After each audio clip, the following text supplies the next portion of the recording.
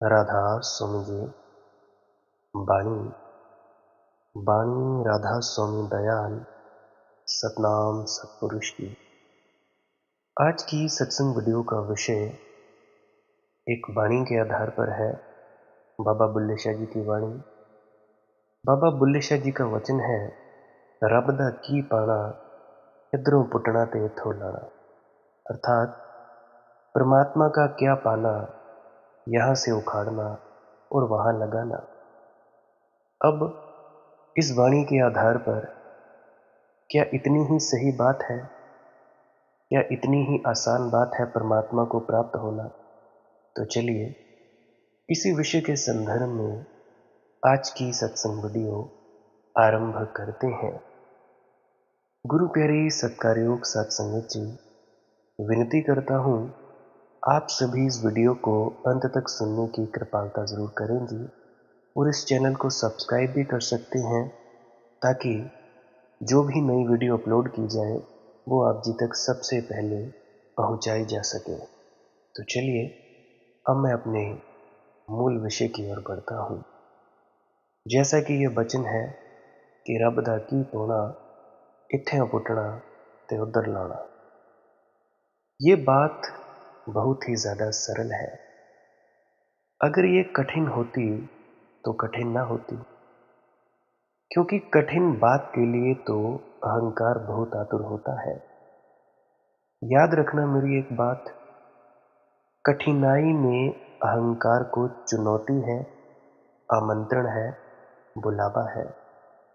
जितनी कठिन हो, असंभव हो तो और भी भला।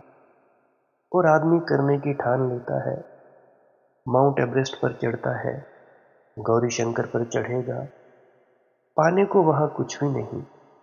मगर ये जो अहंकार है, अद्वितीय होने का मजा लेना चाहता है। चांद पर जाएगा, कंकड़ पत्थर लाएगा। यही कुछ कमी है कंकड़ पत्थरों की। मंगल पर पहुंचेगा, दूर के सितारों पर भी एक दिन जाकर रहेगा, हाथ कुछ भी ना लगेगा। पर यह दंभ है कि मैं हूं पहला व्यक्ति जो माउंट एवरेस्ट चढ़ा, जो चांद पर गया, जिसने मंगल पर कॉलोनियां बसाई, कि मैं हूं पहला व्यक्ति जो चांद पर चला। जीवन भर लोग न्योछावर करते थे ऐसा ही मूर्ताओं पर। कोई राष्ट्रपति होना चाहता है, कोई प्रधानमंत्री होना चाहता है, हाथ कुछ भी लगता नहीं। लेकिन करोड़ों लोग हैं इस देश में, अरबों की तादाद में एक ही व्यक्ति हो सकता है राष्ट्रपति। अहंकार को पोषण मिलता है। इसीलिए इस बात को ख्याल में रखना, कठिन कठिन नहीं मालूम होता। अब जैसा कि तुम लोग कहते हो, अजी हमारे शरीर अकड़ जाता है, डर लगता है, पाँव भारी होने लगते हैं, तो देखो ये शुरू शुरू की बातें हैं, कोई कठिन मामला नहीं है। याद रखना सरल ही कठिन हो गया है। स्वयं को पाना इतना सरल है, इसीलिए तो बहुत कम लोग उसे पा सके। तुमने भी बाबा बुल्ले शाह जी के वचन के अनुवाद में जरा सी भूल कर दी होगी। मुझे तो बाबा बुल्ले शाह जी की भाषा नहीं आती, लेकिन शहंशाहों की जो भाषा है वह मुझे मालूम है। लेकिन मैं तुमसे कहता हूं, तुम लोगों से, कि तुम लोगों ने भूल कर दी है। बाबा बुल्ले शाह जी का वचन है, रब दा की पाना, कि परमात्मा का क्या पाना भाई, क्योंकि परमात्मा को तो पाया ही हुआ है, वह तो मिला ही हुआ है, वह तो तुम्हारे भीतर विराजमान ही है। उससे कभी छूटे नहीं, उससे कभी बिछुड़े नहीं। जिससे बिछुड़ न सको उसी का नाम तो परमात्मा है। चाहकर भी जिसे खो न सको, भाग कर भी जिससे भाग न सको, उसी का नाम तो परमात्मा है। मछली तो शायद सागर छोड़ भी दे, क्योंकि सागर के बाद और भी बहुत कुछ है। मछुए हैं, मछुओं के जाल हैं, उत्तप्त रेत के तट हैं, चट्टाने हैं। लेकिन आदमी तो परमात्मा के सागर को छोड़कर कहां जाएगा? सांस है तो उसकी, हृदय की धड़कन है तो उसकी, जीवन अर्थात परमात्मा। जन्मे हो परमात्मा में, जियोगे परमात्मा में। एक दिन उसी में पिघलोगे और लीन भी हो जाओगे। मुझसे लोग पूछते हैं परमात्मा को कहाँ पाए, और मैं उनसे पूछना चाहता हूं कि तुमने खोया कहाँ? खोया कब? खोया हो तो मैं तुम्हें पाने का रास्ता बताऊं। कहाँ खोया है तो उस जगह को हम खोज लें। ना खोया है, ना खोज सकते हो, और पाने की पूछ रहे हो। मगर अहंकार पाने की भाषा जानता है। सिर्फ एक भाषा उसे आती है, पाना।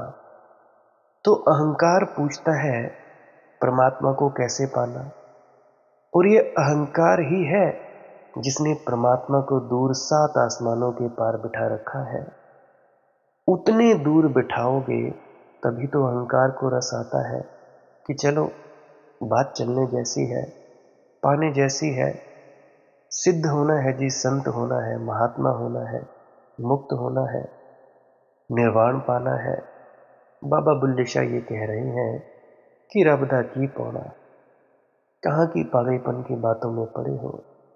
क्या पाना परमात्मा को? अरे उसे पाया ही हुआ है। इतना जानना भर है, इतना पहचानना भर है। परमात्मा यानी आत्म परिचय, अपनी पहचान। जैसे कोई शीशे में अपने चेहरे को देखे तो क्या तुम कहोगे कि उसने चेहरा पा लिया?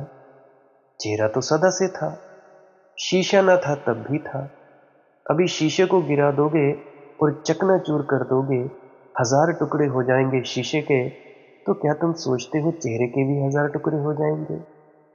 शीशा चूर चूर हो जाएगा, चेहरा तो अखंड ही रहेगा। शीशा खो जाएगा लेकिन चेहरा तो ना खो जाएगा। हालांकि शीशे ने थोड़ा सा सहारा दिया होता है, बस इतना सहारा कि जो अपना था उसे दिखला दिया कि अपना है। बस ध्यान इतना ही करता है। ध्यान शीशा है। जब सिकंदर भारत से वापस लौटता था तो एक फकीर ने उसे एक भेंट दी थी। भेंट बड़ी अजीब थी। एक छोटा सा शीशा। कहानी प्यारी है। सिकंदर ने पूछा कि तुम देखते हो इतने हाथी, इतने ऊंटों, इतने घोड़ों पर हीरे जवाहरात, सोने चांदी को लाद कर मैं जा रहा हूं, और तुम भेंट दे रहे हो ये छोटा सा शीशा। शीशे की कुछ मेरे देश में कमी है। वह फकीर हंसने लगा। उसने कहा, यह शीशा कुछ और ही ढंग का है। इसमें जब तुम देखोगे तो शरीर की छाया ना बनेगी, तुम्हारी छाया बनेगी। असली चेहरा दिखाई पड़ेगा। ये चेहरा नहीं जो आंखों की पकड़ में आ जाता है, वह चेहरा जो आंखों की पकड़ के पार रह जाता है, वह चेहरा, वो तुम देखोगे। सिकंदर ने उस शीशे में देखा और हैरान हुआ। बड़ा ज्यादा हैरान हुआ। भरोसा ना आया। शीशे को जो भीतर देखा तो उसके शरीर का तो कोई प्रतिफलन नहीं बना था, लेकिन चेतना की झलक थी, चैतन्य की ज्योति थी, आभा थी। ये तो कहानी है। ये कहानी इतना ही कह रही है कि उस फकीर ने ध्यान की कोई विधि दी होगी सिकंदर को। बस ध्यान यानी शीशा, और शीशा उससे पहचान करा देता है जो तुम्हारे पास है। रब दा की पौना, इधरों पुटना तो उधर लौना। मैं कहता हूं पाने की बात ही छोड़ दो। इसलिए रोज रोज ये भौंकता रहता हूं कि भाई पाने की इच्छा मत करो, मत करो, मत करो। कोई चाहत नहीं, कहीं पहुंचना नहीं, कुछ देखना नहीं, कहीं जाना नहीं। फिर भी तुम लोगों को समझाए कौन? मेरे जैसे कई भौंकते आए, भौंकते रहे हैं और भौंकते चले जाएंगे। तुम लोगों के कानों पर जूं ना रेंगेगी। पाने की बात ही छोड़ दो। पाने की भाषा, भाषा ही लोग की भाषा है।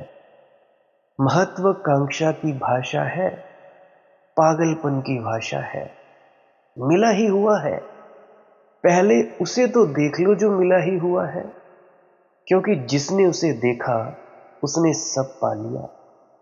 उसके पाने की दौड़ ही गिर गई। लेकिन इस वचन के आधे हिस्से में तुमसे भूल हो गई। रब दा की पाउणा, इत्थों पुट्टियां ते इत्थे लाउणा। तुमने अनुवाद किया है परमात्मा का क्या पाना, यहां से उखाड़ना और वहां लगाना। नहीं, यहीं से उखाड़ना और यहीं लगाना। साफ है, इधरों पुटना ते इधर लाना, यहीं से यहीं लगाना। यहां और वहां में तो तुमने फासला कर लिया, उतने फासले में भी अहंकार को मजा आ जाता है। वह अज्ञान की भाषा है, यहां से वहां, यहां से वहां वह ज्ञान की भाषा है। और यह साफ है, मुझे भाषा नहीं आती बाबा बुल्ले शाह की, लेकिन तुम भी देख सकते हो, इधरों पुटना ते इधर लाना, यहीं बैठा है और यहीं लाना है। ना कहीं जाना है, न कहीं से उखाड़ना है, न कहीं लगाना है, यहीं लगा है। बस भूल हो गई है, भूल गए हैं हम, स्मरण करना है। खोया नहीं है परमात्मा, सिर्फ याद खो गई है। हजार कतरा सही, बहरे बेकरार सा लगे, वो एक दर्द का लम्हा कि जाबिदा सा लगे। किसे पड़ी थी कि दश्ते शराब में आता, किसे पड़ी थी कि दश्ते शराब में आता, मुझे तो शहर के प्यासों का कारवां सा लगे। एक बूंद की पहचान हो जाए कि सब सागर पहचान में आ जाए। हजार कतरा सही, बहरे बेकरार सा लगे। यूं तो लगता है एक छोटी सी बूंद अनुभव की, ज्ञान की उस परम प्यारे को पाने की एक छोटी सी बूंद की प्यास। मगर खोजने चलो तो अथाह सागर मिलता है इसी बूंद में। वो एक दर्द का लम्हा की जाविदा सा लगे, और उसे याद करने का, बिरह का, उसके प्रेम में जलने का वे छोटा सा क्षण, वो एक दर्द का लम्हा की जाविदा सा लगे। लेकिन यूं लगता है जैसे शाश्वतता मिल गई। उसके बिना, उसके बिना पहचाने तुम अनंत काल तक भी जियो तो केवल मरते हो, सड़ते हो। उसे पाने की आकांक्षा भी उठाए, उसे खोजने की जिज्ञासा भी जगाए। पीड़ा उठे, दर्द उठे, बिरह की अग्नि जगे, तो एक क्षण भी पर्याप्त है, शाश्वत मालूम होगा। क्योंकि उसी क्षण से द्वार खुल जाता है, उसी बूंद से सागर का द्वार खुल जाता है। किसे पड़ी थी कि दश्ते शराब में आता, मुझे तो शहर के प्यासों का कारवां सा लगे। और ये क्या है दुनिया, ये क्या है भीड़ भाड़, और ये क्या है संसार। प्यासों की कतारों पर कतारें, लेकिन प्यासे हैं जरूर, मगर पानी की तलाश नहीं करते। और पानी भीतर भरा है, जल के स्रोत और झरने भीतर हैं।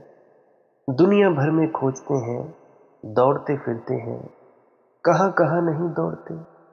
धन में, पद में, प्रतिष्ठा में, वासनाओं में, कुछ पाते नहीं। जरा भी प्यास मिटती नहीं, जी लेते हैं और मर जाते हैं। कुछ हाथ नहीं, खाली हाथ आते हैं, खाली हाथ चले जाते हैं। थोड़ा गवाकर ही जाते हैं, क्योंकि बच्चा जब पैदा होता है तो कम से कम मुट्ठी तो बंधी होती है। खाली है तो भी कोई बात नहीं, मगर मुट्ठी बंधी तो होती है। कहते हैं बंधी तो लाख की और खुली तो खाक की। कम से कम बच्चे की मुट्ठी तो बंद होती है। मरता है आदमी तो वह मुट्ठी भी खुल गई। बंधी थी तो लाख की थी, खुल गई तो खाक की हो गई। देखते नहीं तुम लोग कैसे राख की ढेरी हो जाते हैं।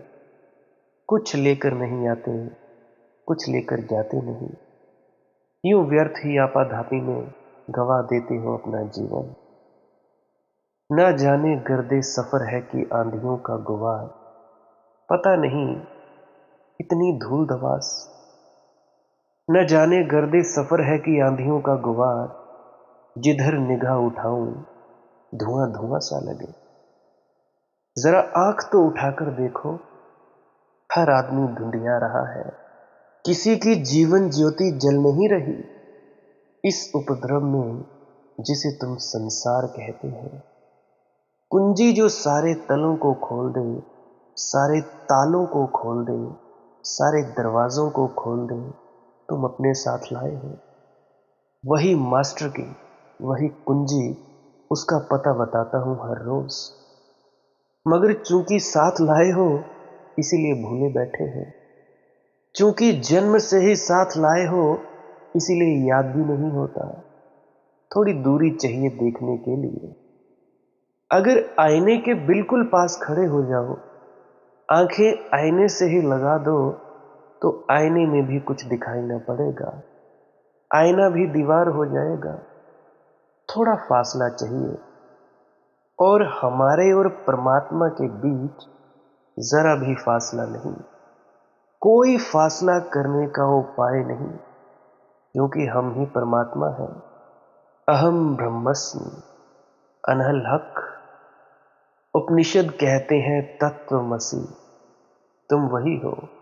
तो मैं कहता हूं, अनुवाद ऐसा न करना इस वचन का कि परमात्मा का क्या पाना, यहां से उखाड़ना और वहां लगाना, या वहां से उखाड़ना या यहां लगाना।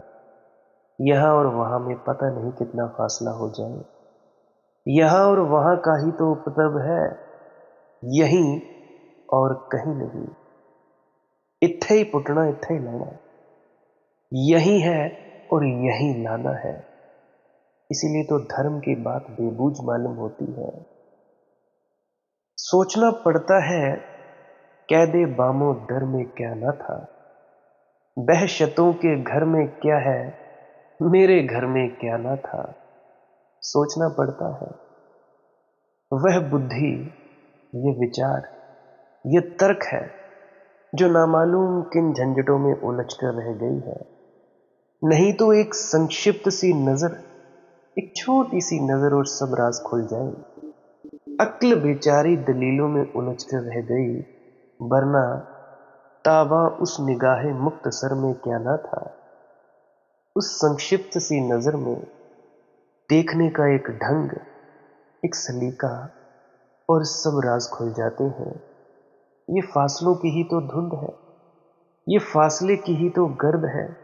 यहां से वहां और फासला हुआ, फासलों की गर्द ने धुंधला दिए मंजर तमाम। उसी के कारण तो सभी दृश्य धुंधले हो गए हैं। आंखें धुंधली हो गई हैं तो दृश्य धुंधले हो गए, वरना हम आवारा गर्दों की नजर में क्या ना था। यूं आवारा गर्द हो गए हैं, यहां से वहां भागे फिर रहे हैं, एक पड़ाव से दूसरे पड़ाव पर भागे फिर रहे हैं। पूछते हैं कि हम कहां पहुंचे, कौन सी मंजिल आ गई, कहां तक आ गए। आवारा गिर्द हो गए हैं। हमारी आंख में तो सब छिपा है, हमारे देखने के ढंग में तो सब छिपा है। शोरिशें ही शोरिशें थी, जिंदगी ही जिंदगी। सोचिए तो एक मुश्ते बालों पर में क्या न था। क्रांति हमारे भीतर है, विप्लव हमारे भीतर है, आग हमारे भीतर है, और जिंदगी ही जिंदगी तुम्हारे भीतर है। जीवन और जीवन, अनंत जीवन।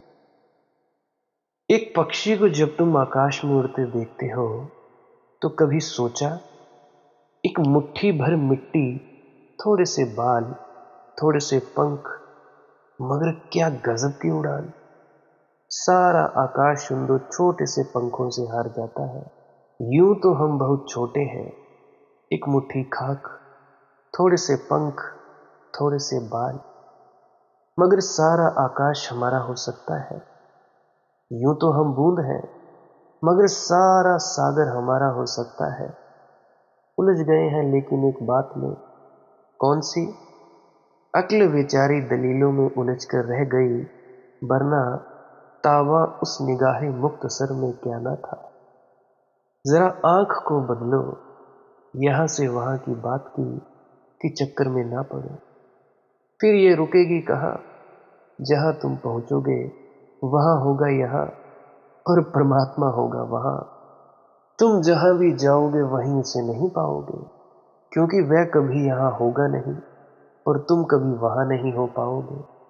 तुम होगे आज, परमात्मा होगा कल, और जब भी हाथ में आएगा तो आ जाएगा। कल तो किसी के हाथ में नहीं आता, तो पाओगे कैसे? वह तो क्षितिज की तरह दूर ही रह जाएगा। इसलिए मैं तुमसे कहता हूं, परमात्मा को बाहर सोचने की दृष्टि ही गलत है। तुम लोग अंतर्मुखी तो बात करते हो होने की, फिर भी अजी हमें आज दर्शन नहीं हुए, हमें आज शक्ल नहीं दिखी, सब मन और माया, कुछ नहीं। जो भी दिखता है सब मन और माया के खेल है। परमात्मा को बाहर सोचने की दृष्टि ही गलत है। उसे दूर सोचने का भाव ही गलत है।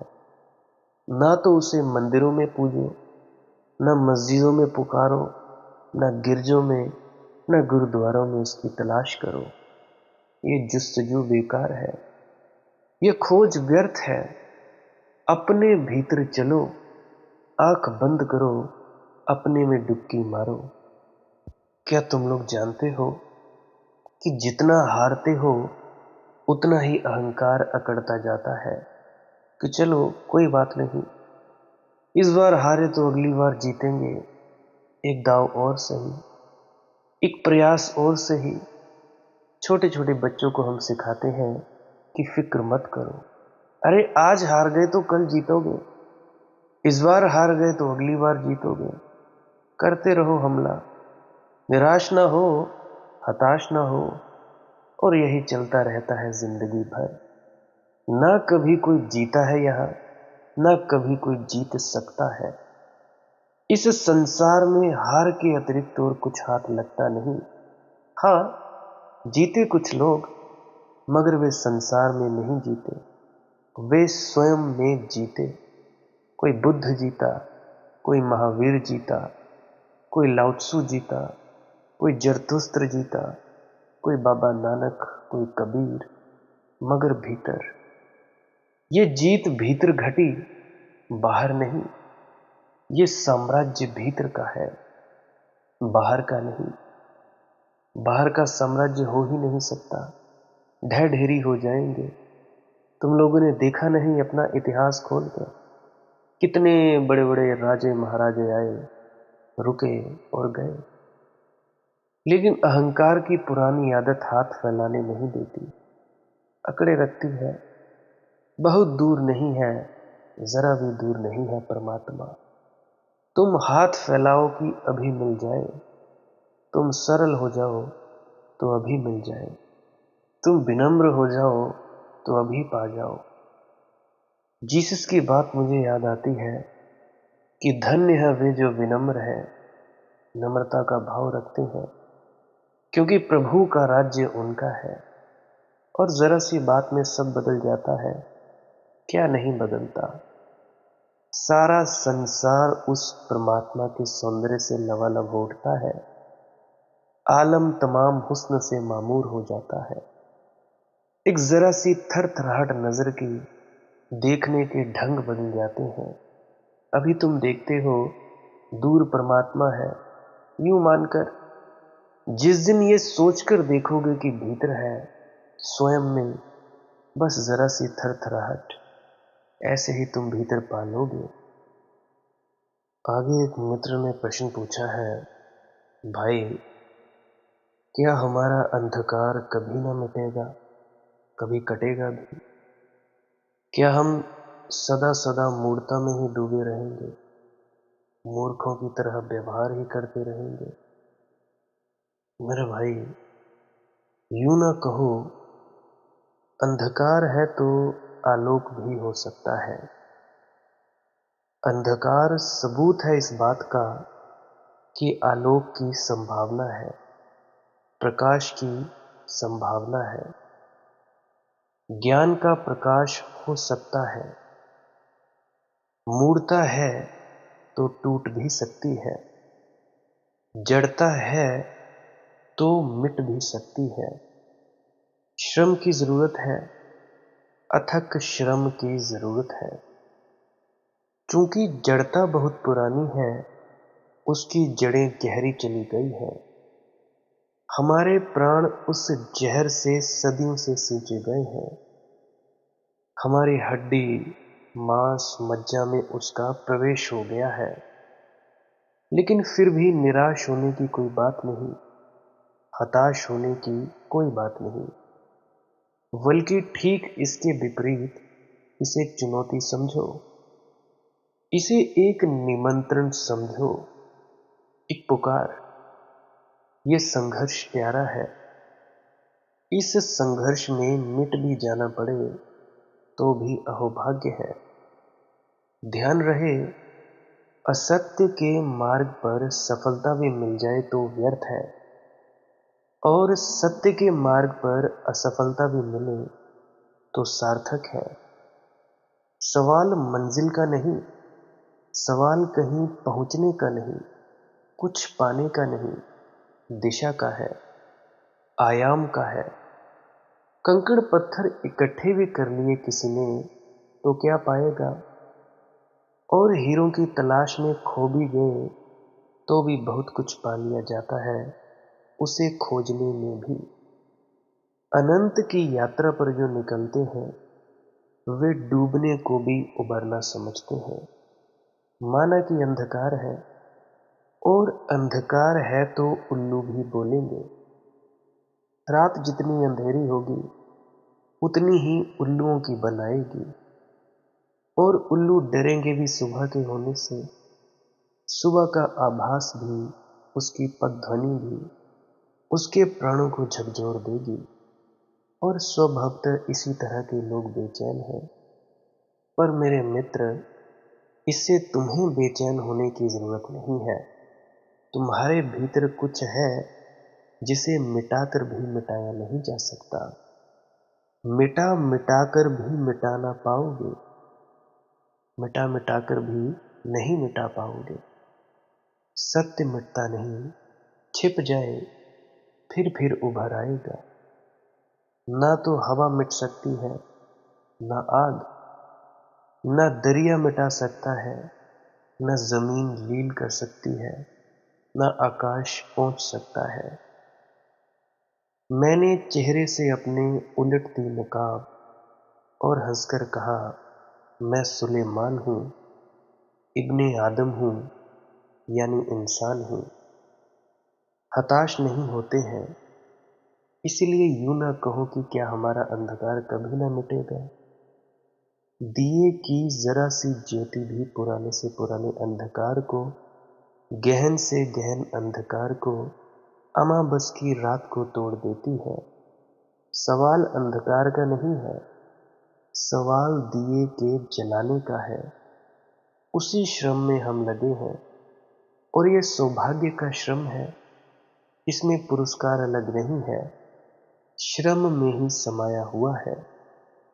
इसलिए कहता हूं, यूं ना कहो, कभी ना इसके भाग खुलेंगे, प्यासी मिट्टी रहेगी प्यासी। यूं ना कहो, मुरझाए पौधे यूं ही सदा मुरझाए रहेंगे। चलते चलते इस मंजिल में आकर धरती रुक जाएगी।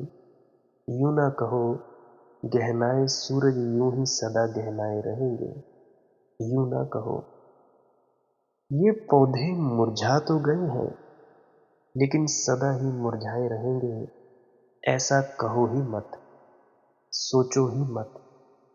क्योंकि तुम्हारे सोचने में ही खतरा है, ऐसा तुम्हारे कहने में ही खतरा है।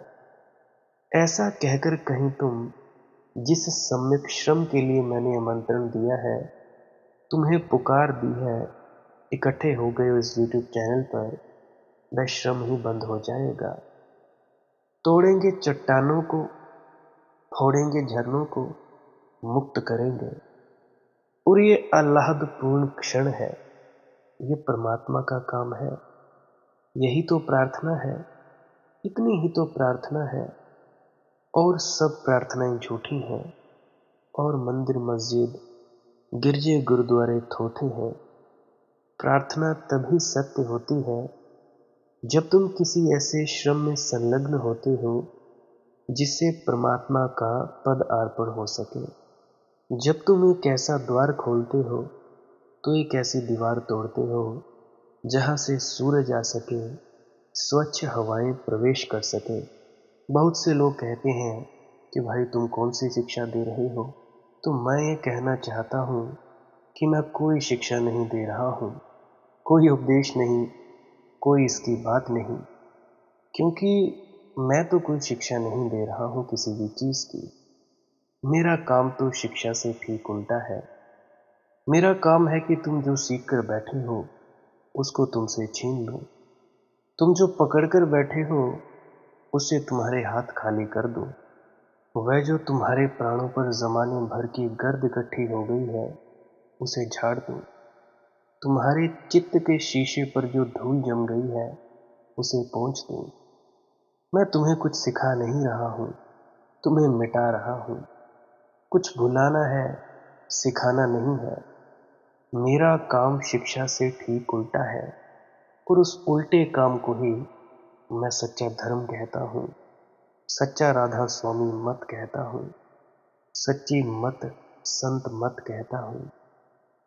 महर्षि रमन के पास एक जर्मन प्रोफेसर ने जाकर कहा कि मैं सीखने आया हूं आपके पास धर्म। तो महर्षि रमन ने कहा, फिर कहीं और जाओ। सीखना हो तो कहीं और जाओ, यहां तो भूलना हो तो रुको। सीखने के लिए तो कोई अड़चन नहीं है। यूनिवर्सिटीज हैं, लाइब्रेरीज हैं, शास्त्र हैं, शिक्षक हैं। सीखने के लिए तो बहुत फैलाव है। कुछ चाहिए लोग जो भुलाएं भी। तुम्हारी स्लेट पर कूदने वाले तो बहुत हैं, तुम पर कूदना खोदने वाले तो बहुत हैं। कुछ ऐसे लोग भी चाहिए जो तुम्हें फिर तुम्हारे बचपन का निर्दोष निर्विकार चित्त दे दें, वह चेतना दे दें जो तुम लेकर आए थे, संस्कारों की जो पहले तुम्हारे पास थी। तुम्हारे संस्कारों को पोंछ डाले ताकि तुम पुनः पुनः एक बार उसी आश्चर्य, उसी रहस्य से भरकर जगत को देखने में समर्थ हो जाओ। वे ही आंखें जो छोटे बच्चों के पास होती हैं, वही विस्मय, वही आह्लाद, वही आश्चर्य विभोर चित्त की दशा। तो तुम लोग ये मत सोचना कि मैं कोई शिक्षा दे रहा हूं। मैं कोई शिक्षा नहीं दे रहा हूं। मैं तो, तुम लोग शिक्षित बैठे हो, मुझसे ज्यादा ही जानते होगे। तुम लोगों की शिक्षा पहुंच रहा हूं। तुम लोगों के जो सर्टिफिकेट्स हैं वो जलाने हैं। अपने जला चुका हूं, अब तुम्हारे जला रहा हूं। तुमसे तुम्हारे शास्त्र छीनने हैं। अपने गवा चुका हूं, अब तुम्हारे पर हमला कर रहा हूं। मुझे सुनने वाले कई बार अड़चन में पड़ते हैं, थोड़ी झंझट में भी पड़ते हैं, क्योंकि कभी मैं वाणी में से एक वचन का समर्थन करता हूं, कभी मैं उसका ही उल्ट चल पड़ता हूं। स्वभावतः सभी लोगों को मेरी बातें समझ नहीं आती। उनको समझ में आती है ये बात, या तो मैं पूरी बातों का समर्थन करूं या मैं पूरी बातों का विरोध करूं। नहीं, मुझे किसी की बात के विरोध में या समर्थन में कोई रस नहीं है। मेरी कसौटी पर जो सच उतर जाता है, वह फिर कहीं भी हो, चाहे राधा स्वामी मत का हो, चाहे निरंकारी मत का हो, चाहे कबीर मत का हो, कुरान में हो या बाइबल में हो, चाहे किसी में हो, मुझे कोई अड़चन नहीं। मैं उसके समर्थन में खड़ा हूं। लेकिन अगर तुम गौर से समझोगे तो तुम पाओगे कि मैं उसका समर्थन इसलिए कर रहा हूं कि वह मेरा समर्थन कर रही हैं वाणियां। अन्यथा जहां मुझसे अलग कोई बात हुई, फिर मैं संकोच नहीं करता कहने का। फिर तो भाई सत श्री अकाल, फिर तो वाहे गुरु जी की फतेह, वाहे गुरु जी का खालसा। मैं कोई शिष्टाचार नहीं मानता, कोई सभ्यता नहीं मानता। मेरे लिए तो सत्य के अतिरिक्त और कोई परमात्मा नहीं है। सत्य जहां भी प्रतिध्वनित हुआ हो, मेरा समर्थन है, मगर वह सत्य मेरा अनुभूत सत्य हो तो ही। मैं उधार सत्यों का समर्थन नहीं करता हूं कि किसी ने फलाने में उसने बाबा देख लिया, उसने देख लिया, मरते वक्त देख लिया। मुझे कोई इससे लेना देना नहीं। सब मन और माया के खेल हैं। कईयों ने समझाया, कई समझाते चले जाएंगे, परंतु तुम मूढ़ों को कौन समझाए। लकीर के फकीर बने पड़े हो। तो मैं उधार सत्यों का समर्थन नहीं करता। इसीलिए लोग क्यों चिंता में पड़े हैं कि भाई मैं वाणी के अनुसार नहीं बोलता। लोगों की तो छोड़ो, मेरा अपना खुद का मित्र ही मेरे पीछे पड़ा हुआ होता है। कभी तो किसी गुरु को सुनता है तो कभी तो किसी को सुनता है। तो भाई मैं उसी बात को समर्थन देता हूँ जो मेरे लिए अनुभूत है। अनुभूत सत्य को ही समर्थन है, बाकी किसी भी सत्य को मेरा समर्थन नहीं होता, ना ही हो सकता है। कालिदास का एक बड़ा प्रसिद्ध वचन है, पुराण मित्येव न साधु सर्वम न चापि काव्यम न मित्यवद्यम संतः परीक्षा नेयत्र भज्यन्ते मूढ़ पर प्रत्यय नेय बुद्धि है। अर्थात कोई वस्तु पुरानी होने से ही अच्छी नहीं हो जाती, ना ही कोई काव्य नया होने से निंदनीय हो जाता है। सत्पुरुष नए पुराने की परीक्षा करके दोनों में से जो गुण युक्त होता है उसको ग्रहण करते हैं। मूढ़ की बुद्धि तो दूसरे के ज्ञान से ही संचालित होती है। मूढ़ ही केवल दूसरों के ज्ञान से संचालित होते हैं। जिनके पास अपनी प्रज्ञा की कसौटी है वे तो परीक्षा करते हैं, वे तो जांचते हैं, वे तो प्रयोग करते हैं। सच को सच कहते हैं, झूठ को झूठ कहते हैं। इसीलिए तो हमने ऐसे व्यक्तियों को परमहंस कहा है, क्योंकि वे दूध को जल से अलग कर देते हैं, सार को सार, असार को असार कह देते हैं। तुम लोगों के सभी शास्त्रों में 99% असार है, 1% सार है। यह भी चमत्कार है, क्योंकि 1% सत्य भी बच रहा है। ये भी अनहोनी घटना है, क्योंकि सत्य को कहा नहीं जा सकता, लिखा नहीं जा सकता, बोला भी नहीं जा सकता। फिर भी मुझ जैसे मूढ़ कुछ प्रयास करते हैं। जो प्रयास कभी पूरा हो या ना हो, ये तो मालिक की मौज है। ये भी कुछ कम नहीं।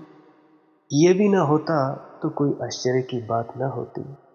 ये है, यही आश्चर्य है, क्योंकि तुम्हारे शास्त्र सदियों सदियों तक लिखे गए हैं और किन्हीं एक व्यक्ति ने तो लिखे नहीं है, ना मालूम कितने व्यक्तियों ने लिखे हैं। उनमें जोड़ होता चला गया है। उनमें जानकारों के वचन हैं, उनमें अज्ञानियों के वचन हैं, उनमें प्रज्ञावानों के वचन हैं, उनमें पंडितों के वचन हैं। और आज उस खिचड़ी में से छांटना बहुत मुश्किल मामला है। मेरा शास्त्रों में कोई रस नहीं है। हाँ, जरूर अगर मेरे सत्य से कोई शास्त्र अनुकूल पड़ जाता है तो मैं तुम्हें उसकी याद दिला देता हूँ। जैसे कालिदास के इस वचन से मैं राजी हूँ कि कोई वस्तु पुरानी होने से ही अच्छी नहीं होती। पुराना होना सत्य होने का कोई प्रमाण नहीं है, और ना ही कोई वस्तु नई होने से गलत होती है। नया होना गलत होने का प्रमाण नहीं है। इससे उल्टी बात भी सच है। नए होने से ही कोई बात सच नहीं होती, और पुराने होने से ही कुछ गलत नहीं होती। गलत और सही का नए और पुराने से क्या लेना देना। शराब तो जितनी पुरानी उतनी ही अच्छी होती है, और फूल जितना ताज़ा हो उतना ही अच्छा होता है।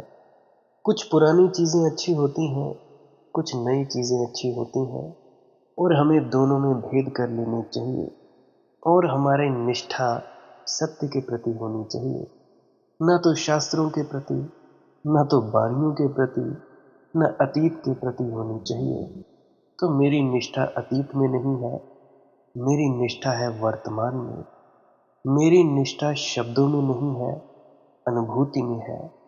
मेरी निष्ठा मन में नहीं है, ध्यान में है, अमनी दशा में है। आज के लिए बस इतना ही। अगर आप जी का कोई प्रश्न है तो इंस्टाग्राम, टेलीग्राम, फेसबुक, वहाँ पे सर्च करें मालिक की मौत सत्संग। वहाँ पे आप जी अपना प्रश्न छोड़ सकते हैं, और कमेंट सेक्शन में भी पूछ सकते हैं, और राधा स्वामी भी लिख सकते हैं। शेयर करना हो तो कर सकते हैं अपने मित्रों तथा परिजनों तक। और अगर कोई प्रश्न है, इतनी जल्दी है, तो पुरानी वीडियोस को अवश्य सुना जाए। अगर नहीं सुनना चाहते हो तो इसी वीडियो को बार बार सुन सकते हो। भजन सिमरन करते रहिए, ध्यान में उतरते रहिए, श्वास क्रिया करते रहिए, कुछ न करने में उतरते रहिए। भजन सिमरन क्या है? भजन और सिमरन दो अंग हैं। सिमरन है कुछ शब्दों का जाप करना जो आपको आपके सद्गुरु द्वारा बताए जाते हैं। कोई भी जाप हो सकता है, कोई भी शब्द हो सकते हैं। करना क्या है, किसी कमरे में बैठ जाइए, या रात को बैठ सकते हैं, सुबह बैठ सकते हैं, या जब भी आपको फुर्सत के लम्हे मिले बैठ सकते हैं। तो जब बैठें तो शरीर को बिना हिलाए डुलाए बैठना है। जो बैठ नहीं सकता तो वो लेट जाए, जो चौकड़ी नहीं मार सकता वो टांगे सीधी कर ले। कोशिश ये रहनी चाहिए कि ज़्यादा से ज़्यादा वक्त शरीर को बिना हिलाए डुलाए बैठा जाए। उसके बाद अपने शब्दों का जाप शुरू कर दें। आंख बंद रखें, आंखों पर ज़्यादा जोर नहीं लगाना है, कोई कष्ट नहीं देना है, नहीं तो सर में दर्द होगा और फिर आप लोगों को परेशानी हो सकती है। तो आपने क्या करना है, चुपचाप शांत होकर बैठे रहना है, शब्दों का जाप शुरू कर देना है। जितनी देर भी आप करना चाहो, आधा घंटा, पौना घंटा, 10 मिनट, 15 मिनट, या जितनी भी आपको आपके सदगुरु द्वारा दिया गया निर्देश है, जितना निर्देश है उसका पालन कीजिए। और उसके बाद दूसरा स्टेप करना बड़ा ही ज़्यादा ज़रूरी है।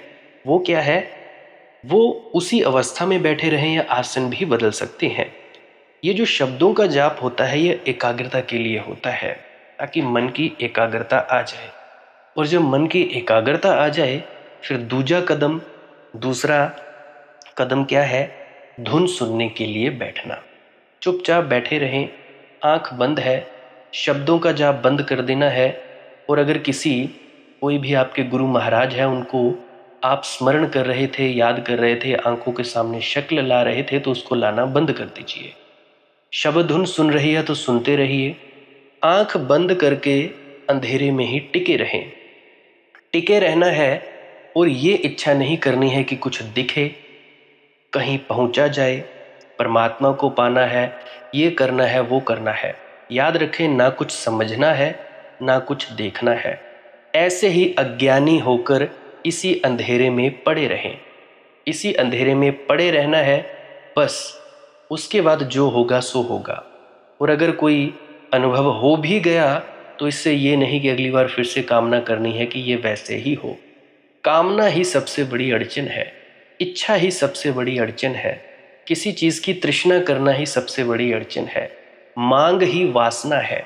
अगर परमात्मा चाहिए तो कुछ नहीं मांगना है, चुपचाप बस बैठो, अपने आराम में बैठो, अपने विश्राम में बैठो। धीरे धीरे धीरे वो होगा जो होना चाहिए। अगर मैं ज़्यादा बोलूँगा तो आप लोग फिर से उसकी कल्पना कर लोगे कि जी ऐसा होता है, खंड ब्रह्मांड ऐसे होते हैं, चांद तारे दिखेंगे, फलाना ढिकाना। तो मैं ऐसा नहीं कहूँगा। मैं बस इतना कहूँगा, जो कुछ दिखता है, कुछ भी दिख जाए, वो मन है, वो माया है। जो नहीं दिखता वही आत्मा है, वही आत्मा में होना है। अब जैसा कि तुम लोग इसी अंधेरे में टिके रहोगे, टिके रहोगे, टिके रहोगे, तो कुछ दिनों के बाद या महीनों के बाद एक प्रकाश आएगा। वो प्रकाश पूरे शरीर में फैलता जाएगा, और धीरे धीरे तुम इस प्रकाश के सहारे अपने आप में स्थित होगे। अब देखो, इस प्रकाश को देखने वाले भी तुम हो, और इस शब्द धुन को सुनने वाले भी तुम हो। अब जो ये शब्द धुन को सुनता है और प्रकाश को देखता है, ये तुम हो। तो अपने आप में स्थित होना है, अपने आप को जानना ही सच्चा आत्मज्ञान है। खुद को जानना, खुद को जान लिया, मालिक को फिर जान जाओगे। तो इतनी सी प्रक्रिया है। और आगे आप श्वास क्रिया भी कर सकते हो। ये मुझे बताई गई थी विजय शर्मा जी द्वारा। वो एक उच्च कोटि के संत हैं, तो उन्होंने मुझे बताई, और मेरा फ़र्ज़ बनता है कि आप सभी को बताऊं। वैसे तो मैं रोज़ रोज़ बताता हूँ, फिर भी आज फिर से बता रहा हूँ। श्वास क्रिया क्या है, नाक से सांस लेना है, मुंह से छोड़ना है। लंबा सांस लेना है नाक से, और मुंह से छोड़ देना है। 15 मिनट करें, 20 मिनट करें, आधा पौना घंटा, जितनी देर भी आप कर सकते हो करें। करने के बाद करना कुछ नहीं है, चुपचाप आंख बंद करके बैठ जाना है। लेट सकते हो तो लेट सकते हैं, वो आपकी अपनी इच्छा है। नींद आ जाए तो सो जाना है, तो शरीर को कष्ट नहीं देना है। अगर सर घूमे घूमने देना है, अगर आपका शरीर कांपे तो कांपने देना है। उसकी आपने दिक्कत, परेशानी और चिंता नहीं लेनी है, ये सब होता ही है। और मरने से डर लगे तब भी नहीं डरना है, ये होता ही है। क्या कहा मैंने, 15 से 20 मिनट कर सकते हैं, उसके बाद चुपचाप बैठें और अपने भीतर अपने आप उतर जाओगे। ठीक है जी। प्रेग्नेंट लेडीज़ बिल्कुल ना करें, जिनको दिल की बीमारी है या गोलियां वगैरह खाते हैं वो भी बिल्कुल ना करें। और बाकी सब कर सकते हैं। जिनको नींद नहीं आती वो अवश्य करें, और जिनको थोड़ा डिप्रेशन रहता है वो भी अवश्य करें, और जिनके बच्चे थोड़े पढ़ाई में कमज़ोर हैं वो भी ज़रूर करें। बाकी आपकी मौज है, करना हो करिए, नहीं तो आपकी अपनी अपनी इच्छा है। और ध्यान दें, जब सिमरन करें तो उसके बाद सीधा भजन पे बैठें, और जब ये श्वास क्रिया करें तो इसके बाद सीधा भजन के लिए बैठें। अलग अलग प्रक्रियाएं हैं, एकाग्रता के लिए है श्वास क्रिया और एकाग्रता के लिए ही है भजन सिमरन। सिमरन भी एकाग्रता के लिए और श्वास क्रिया भी एकाग्रता के लिए। ठीक है, मिक्स नहीं करना है, अलग अलग करिए। अगर श्वास क्रिया करी तो उसके बाद सीधा धुन सुनने पर बैठें। अगर सिमरन के शब्दों का जाप किया उसके बाद फिर से धुन सुनने पर बैठें। बाकी आपकी अपनी मौज है, जो आपको रुचे वो कर सकते हो। अगर धुन सुनने लगे तो धुन सुनने पर ही डायरेक्ट बैठा जाए, परंतु श्वास क्रिया मत छोड़ना, क्योंकि श्वास क्रिया करने से शारीरिक, मानसिक और आध्यात्मिक लाभ मिलता है। तो बाकी आप कीजिए, आपकी मौज है। और कोई प्रश्न है तो कमेंट सेक्शन में पूछ सकते हैं, या इंस्टाग्राम, टेलीग्राम, फेसबुक पे सर्च करें मालिक की मौज सत्संग, तो वहाँ पे पूछ सकते हैं। प्रश्न पूछने से पहले एक विनती, आप लोग पुरानी सत्संग वीडियोस को अवश्य सुनिए। क्या पता आपके प्रश्नों के जवाब मिल जाए और आप अपने भीतर ध्यान में उतर जाएं। बाकी आपकी अपनी मौज है। लाइक कर सकते हैं इस वीडियो को अगर आपको कुछ सीखने को मिला है, और कमेंट सेक्शन में राधा स्वामी ज़रूर लिखें। सब्सक्राइब कर सकते हैं इस चैनल को अगर रोज़ रोज़ नए नए सत्संग सुनना चाहते हैं। और बाकी आप सत्संग लगा के छोड़ दीजिए, और बस छोड़ दीजिए। सुनते सुनते आप ध्यान में प्रवेश करेंगे, या तो आप जी सो जाएंगे। तो आपकी मौज है। बाकी आप लोग अगर शेयर करना चाहो अपने मित्रों तक तो कर सकते हैं, नहीं तो मालिक की मौज है, कोई चक्कर नहीं है। आप मुझे इतने अंत तक सुनते हो, इतने अंत तक सुनने के लिए आपका बहुत बहुत शुक्रिया, बहुत बहुत धन्यवाद। और मुबारक हो आप लोगों ने जो आनंद प्राप्त किया। अब मैं अपने गुरु महाराज को प्रणाम करता हूँ। आप सभी के भीतर बैठे परमात्मा को भी प्रणाम करता हूँ। मेरा प्रणाम स्वीकार करें। राधा स्वामी जी।